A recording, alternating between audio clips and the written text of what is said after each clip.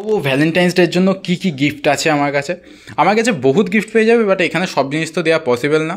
প্রথমে বলে দিই, কাস্টমাইজ চকলেট পেয়ে যাবে। কাস্টমাইজ চকলেটের দাম আছে কিন্তু 80 টাকা, জাস্ট 80 টাকা।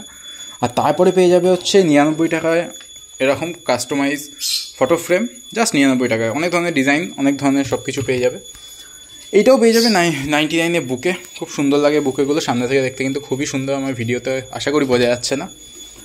আর এইগুলো পেয়ে যাবে 150 টাকায় ফটো ফ্রেম। ফটো দেওয়া থাকবে, অবশ্যই ফটো দেওয়া থাকবে, সব ফটো দিয়ে আমি নাম বলছি।